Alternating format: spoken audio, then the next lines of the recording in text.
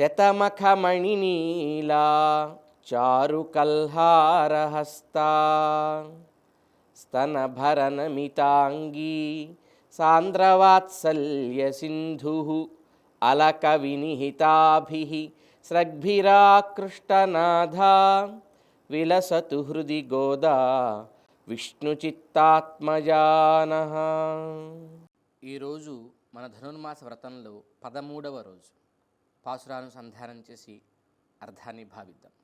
పుళ్ళిన్వాయ్ కిండానై పొల్లావరక్కనై கிள்ளிக்களைந்தானை கீர்த்திமை பாடிப்போய் பிள்ளைகள் எல்லாரும் பாவைக்களம் புக்கார் வெள்ளி எழுந்து வியாழமுறங்கித்தும் புள்ளும் சிலும்பினகான் போதரை கண்ணினாய் குள்ளக்குளிரக் குடைந்து நீராடாதே பள்ளி கிடத்தியோ பாவாய் நீ நன்னாளால் కళ్ళం తవిరిందు కలందు ఏలోరెంబావాయ్. గోదాదేవి ఈ 13వ పాసురం ద్వారా మరొక విలక్షణమైన జ్ఞాన సంపద కలిగినటువంటి గోపిక నిద్రలేపుతోంది. ఈ జ్ఞాని గొప్ప నేత్ర సౌందర్యం కలిగినటువంటి జ్ఞాని అన్నమాట.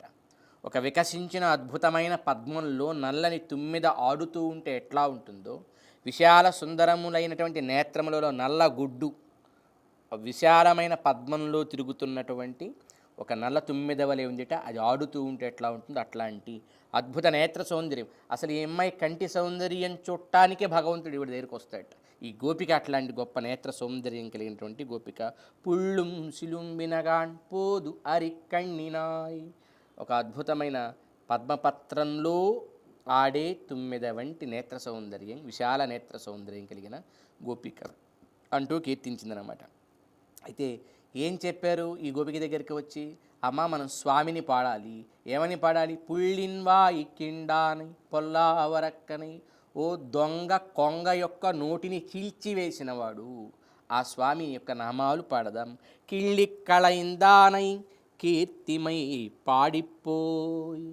అట్లాగే ఒక దుష్ట రాక్షసుడిని, ఓ 10 తలల దుష్ట రాక్షసుడిని గిల్లిబారేసినవాడు, ఆయన యొక్క కీర్తిని మనం పాడదాము. పిళ్ళైగళెల్లారుం, అలా పాడుకుంటూ పిల్లైగళెల్లారుం పావైక్కళం పుక్కార్, వాళ్ళు వ్రతం యొక్క యజ్ఞం యొక్క క్షేత్రాన్ని పిల్లలంతా చేరారమ్మా. వెళ్ళి ఎజుందు వ్యాజమురంగిత్తు. అట్లాగే శుక్రగ్రహం ఇప్పుడిప్పుడే ఉదయిస్తుంది, శుక్రగ్రహం. అట్లాగే బృహస్పతి గ్రహం అస్తమిస్తూ ఉంది. ఈ సమయంలో మనం ఒక అద్భుతమైనటువంటి దైవీ శక్తికి ప్రతినిధి అయినటువంటి బృహస్పతి, ఆయన అస్తమించే సమయం. వెళ్ళియుందు వ్యాజమురంగిత్తు. అట్లాగే శుక్రగ్రహం ఉదయించేటువంటి పరిస్థితి. అంటే శుక్రుడు ఆసురీ ప్రవృత్తులకి ప్రతినిధి. ఆయన ఉదయిస్తున్నాడంటే అర్థం ఏదో ఆసురీ ప్రవృత్తులు రావడానికి అంటే ముందే మనం మేల్కోవాలి. లేదా శుక్రుడు మృత సంజీవిని విద్యకి ప్రవర్తకుడు కనుక, మృత సంజీవిని విద్యకి ప్రవర్తకుడైన శుక్రుడు వస్తున్నప్పుడు మనం లేచి సత్వసాధన చేయాలి. అట్లాగే చార్వాకవాద ప్రవర్తకుడైనటువంటి బృహస్పతి వెళుతూ ఉండగానే మనం ఈ సత్వసాధన చేయాలి అన్నట్టుగా విరుద్ధంగా పరస్పర భావ ప్రయుక్తంగా ఈ రెండింటిని చెప్పి అమ్మ పుళ్ళు వెళ్ళియజుందు వ్యాజమురంగిత్తు పుళ్ళుం సిలుంబినగాన్ పోదరెక్కణ్ణినాయ్. అద్భుతమైన నేత్ర సౌందర్యం కలిగిన ఓ తల్లి, కుళ్ళక్కుళిరక్కుడైందు నీరాడాది పళ్ళిక్కిడత్తియో పావాయ్ నీ నన్నాళాల్ కళ్ళం తవిరెందు కలందేలోరెంబావాయ్. చల్లచల్లగా చెవులలో భగవద్గుణానుసంధానం చేరుతూ ఉండగా ఈ కపట నిద్రను వేడి లేచిరామ్మ మాతో చేరంటూ ఈనాటి గోపికని ప్రార్థించారు. భగవద్గుణాలని ఒక దొంగ కొంగని బకాసురుడు అంటాం. దాంభిక ప్రవృత్తి, తెల్లగా ఉంటుంది కొంగ, ఏదో జపం తపము చేస్తున్న ఋషిలా ఉంటుంది. ఈ దాంభిక ప్రవృత్తి చాలా ప్రమాదకరమైందనమాట.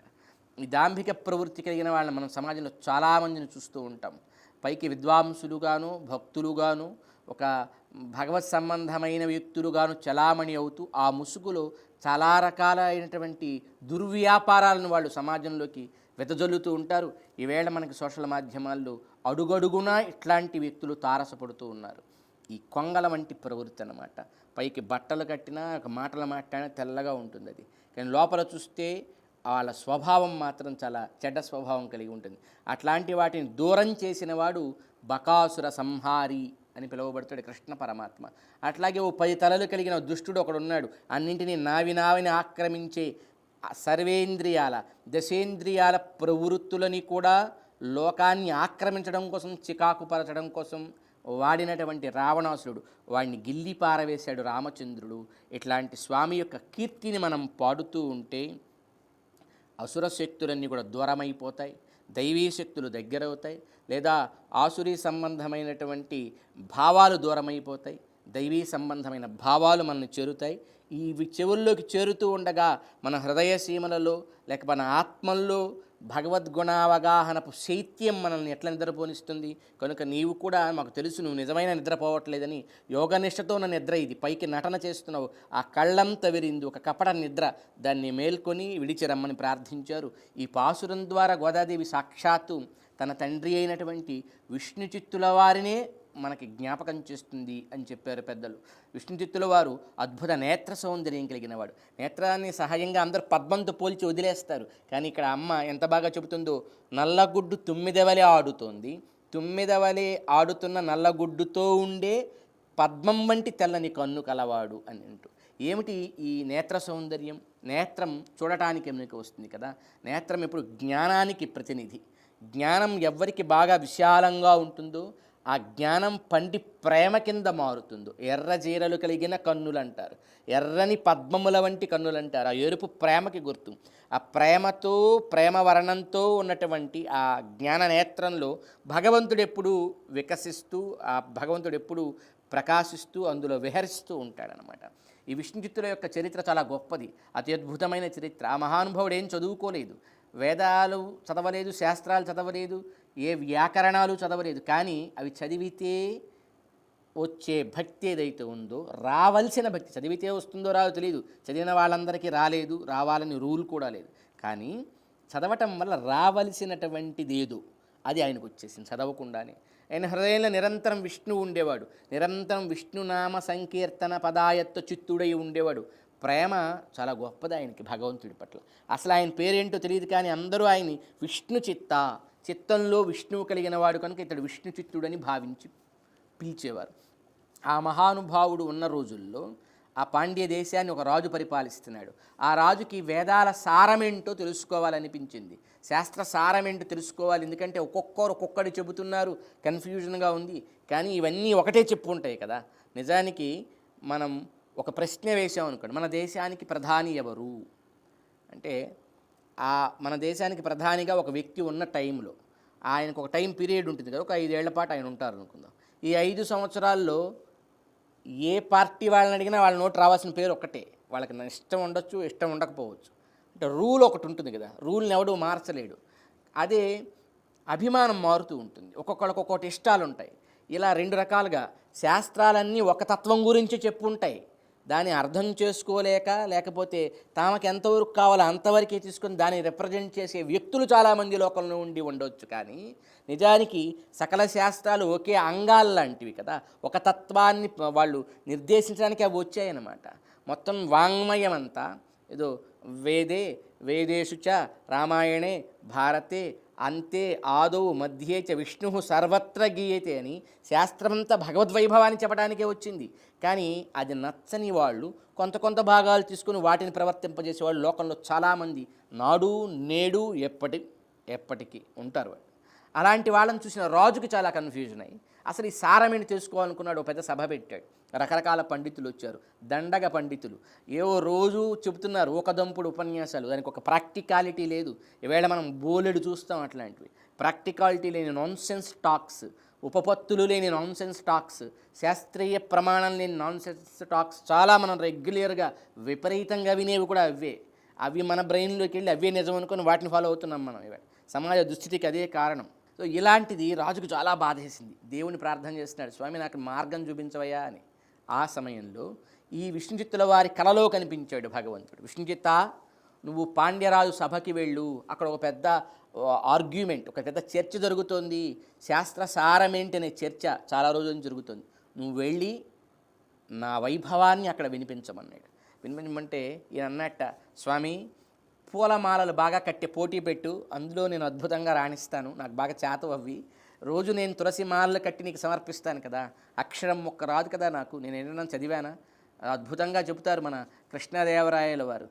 ఎప్పుడైనా వెళ్ళమంటే నన్నట్ట, స్వామి ఏదో ఆరామక్ష్మాఖన ఖరిత్ర, భూమిని బాగా తవ్వి మాలలు కట్టే పని ఉంటుంది, అట్లాంటిది పెట్టు, కానీ ఇతఃపురా పఠిత శాస్త్ర గ్రంథ జాత్యంధుని, ఇంతవరకు ఒక్క శాస్త్రంలో ఒక్క ఆలు కూడా దిద్దని నన్ను పంపిస్తే భూమి భృత్సభ ఓటమైన అయశంబుల్ మీకు చేరవే.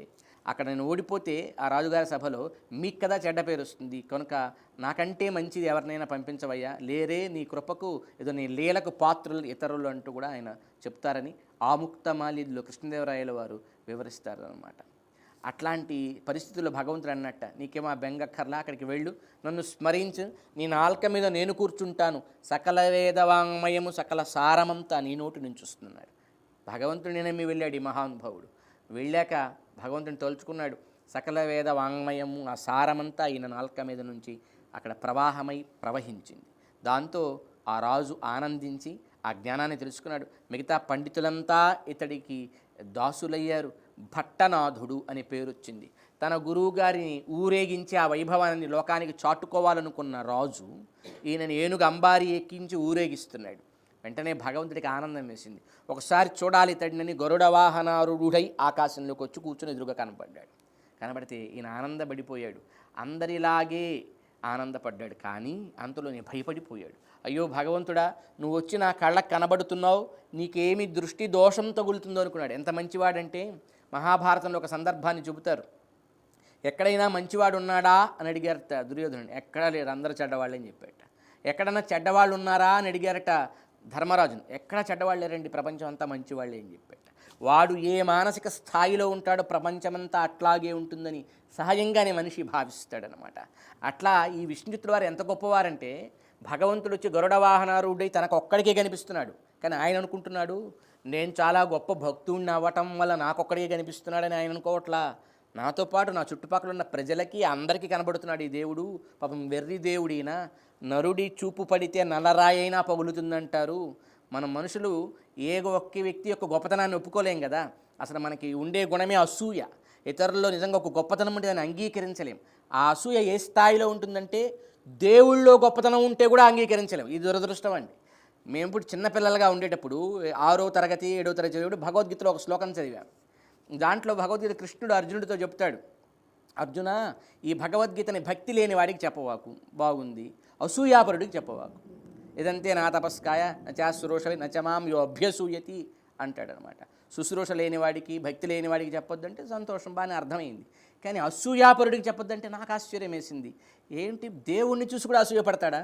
మనిషి తోటి మనిషిని చూసి అసూయపడతాడు. వీడు నాకంటే అందంగా ఉన్నాడంటే అసూయ ఉండొచ్చు, వీడు నాకంటే బాగా డబ్బు సంపాదిస్తున్నాడంటే అసూయ ఉండొచ్చు, వీడు నాకంటే నలుగురిలో పేరు ప్రతిష్టలు కలిగి ఉన్నాడంటే అసూయ ఉండొచ్చు. మనుషుల్లో మనుషుల మధ్య మనుషులకు ఉంటాయి అసూయలు. కానీ భగవంతుడి గొప్పతనాన్ని విని కూడా అసూయపడేవాడు ఉంటాడా అని అప్పుడు చిన్నపిల్లలుగా ఉన్నప్పుడు డౌట్ వచ్చింది. కానీ ఈవేళ సమాజంలో చూస్తుంటే ఎంత దురదృష్టం అంటే, శ్రీరామచంద్రుడు సరయూ నది గుండా తన అవతార పరిసమాప్తి చేస్తే అది ఆత్మహత్యా సదృశ్యమని ఒక వాచాలుడు ప్రేలాడు. ఎంత దురదృష్టం ఇది. శ్రీరామచంద్రుడు సరయూ నది ద్వారా ఇచ్చాయండి, అది సంకల్పంతో చేశాడు ఆ పని. మనిషికి మరణం మనం కోరుకుంటే రాదు, తాను కోరుకున్నప్పుడు మరణం పొందే స్వచ్ఛంద మరణం అంటాం. చరిత్రలో ఒక్కరికే ఉందండి మనుషుల్లో. భీష్మ పితామహుడికి ఉంది, తాను అనుకున్నప్పుడు మరణం వస్తుంది. అది భగవద్దత్తంగా వారి తండ్రి వల్ల వచ్చినటువంటి ఒక వర ప్రభావం చేత ఆయనకి లభించింది తప్ప ఎవడికి మరణం వాడు అనుకుంటే రాదు కదా. వాడి కర్మ ఎప్పుడు ముగుస్తుందో ఎప్పుడు వెళ్ళిపోతాడు. ఎవరికి పుట్టాలి? పోనీ భీష్మ పితామహుడికి కూడా స్వచ్ఛంద మరణం అనే వరం లభించింది తప్ప ఎవరికి పుట్టాలి ఆయన కూడా జడ్జిమెంట్ ఆయనకి లేదు. ఆయన అష్ట వసువుల్లో ఒక వసువు, ఒక ఇద్దరు వసువులు చేసినటువంటి కొంతమంది ఆ వసువులు చేసిన ఒక తప్పుకి ఆయన ఒక అడ్వైజ్ ఇచ్చాడు కనుక ఆ అడ్వైజ్ ఇచ్చిన పాపం వల్ల ఆయన ఈ భూమి మీద ఎక్కువ కాలం ఉండే శాపానికి లోనై, నిమిత్త మాత్రుడై కాదు శాపానికి లోనై ఆయన ఈ భూమి మీద కర్మ వల్ల పుట్టాడు.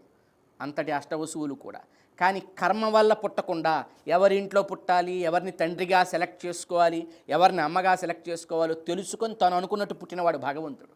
రామావతారమైన అంతే, కృష్ణావతారమైన అంతే, వామనావతారమైన అంతే, నృసింహమైన అంతే, ఏదైనా అంతే.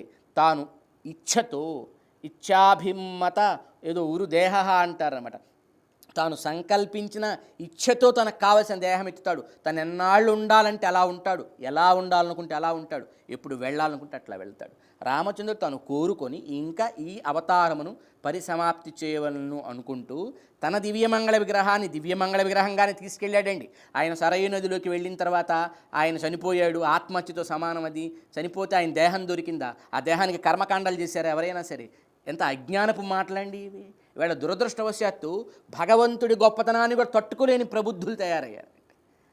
కృష్ణ పరమాత్మ దేహం ఆయన పరమపదించిన తర్వాత 4 రోజుల దాకా ఎవరు ముట్టుకోలేదని ఒక మూర్ఖుడు మాట్లాడుతున్నాడు. అతను ఒక పెద్ద విద్వాంసుడు, మహాశిఖామణి, అతనికి కొన్ని వందల మంది ఫాలోవర్స్. ఇది దేశం యొక్క, రాష్ట్రం యొక్క దౌర్భాగ్యానికి కారణం అండి.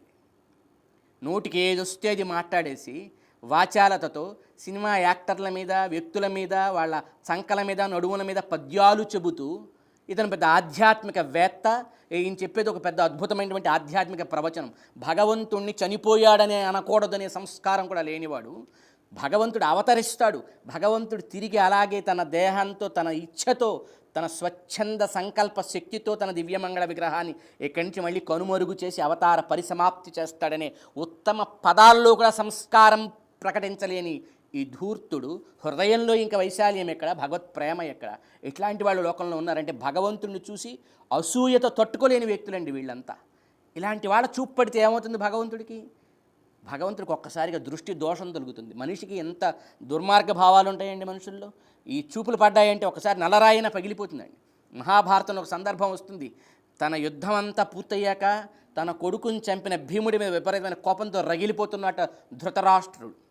ఒకసారి పాండవులందరూ వచ్చారు యుద్ధం అయిపోయాక, ఈయన పలకరిద్దాం పెద్ద ఆయన కదా అని. వచ్చి ఆయనకి నమస్కరిస్తే ఆయన వెంటనే భీముడు ఎక్కడున్నాడు దగ్గరికి పంపించమన్నాడు. భీముడిని ఎందుకు పంపమంటున్నాడో కృష్ణుడికి తెలుసు కనుక ఆయన ఒక ఉక్కుతో భీముడి విగ్రహాన్ని సృజించి ఆ విగ్రహాన్ని ముందుకు తోసి, ఇదిగో భీముడు అంటే, ఈ ధృతరాష్ట్రుడు పైకి నవ్వులు చిందిస్తూనే కౌగలించుకొని గట్టిగా నలిపితే ఆ విగ్రహం మొక్కలైపోయింది. లోపల అక్కస్ అంతుంది, లోపల ఉక్రోషం అంతుంది. అదే నిజం భీముడు వెళ్ళుంటే భీముడి పరిస్థితి కూడా అదే. భగవంతుడు కాపాడాడు పక్క నుంచి. ఈవేళ దుర్మార్గులు పైకి నటిస్తూ, పైకి నవ్వుతూ, ఇలా సన్మార్గంలో ఉండేటువంటి భగవద్ వైభవాన్ని కూడా తట్టుకోలేక దాన్ని ఇట్లా ధృతరాష్ట్ర బుద్ధితో చూసేటువంటి వ్యక్తులు ఈవేళ రోజు రోజుకి విపరీతంగా ఎక్కువైపోతున్నారు. సమాజాన్ని అంధకారం వైపు, ధృతరాష్ట్ర తత్వం వైపు నడుపుతున్నారన్నమాట. అందుకే ఇందులో చెప్తాడు, ఈ ఆళ్వార్ల వైభవంలో మనకి ఈ విషయం గుర్తిస్తే ఎంత ఆశ్చర్యం వేస్తుంది. ఆళ్వారు అనుకున్నారు, స్వామి ఇంత గొప్ప దివ్య మంగళ సుకుమార సుందర లక్ష్మీకరమలైన సకల గుణాకరమైన నీ విగ్రహానికి మా మనుషుల మనసులు అంత మంచివి కావయా? ఒకడు అబ్బు అంటాడు, ఒకడు ఇంతేనా అంటాడు, ఒకడు హేళన బుద్ధితో చూస్తాడు, కంటి చూపు మంచిది కాదు, కనిపించవాక వెళ్ళిపో అన్నాడు. దేవుడు ఆశ్చర్యపోయాడు.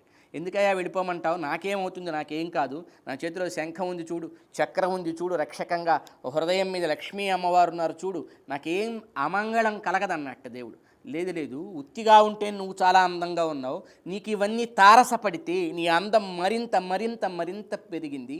చక్రం వల్ల 1 కోటి రెట్లు, శంఖం వల్ల మరొక 1 కోటి రెట్లు. శంఖం కోటి చంద్రుల కాంతిలో చల్లగా ఉంటుంది, చక్రం ఏదో 1 కోటి సూర్యకాంతులతో వెచ్చగా ఉంటుంది.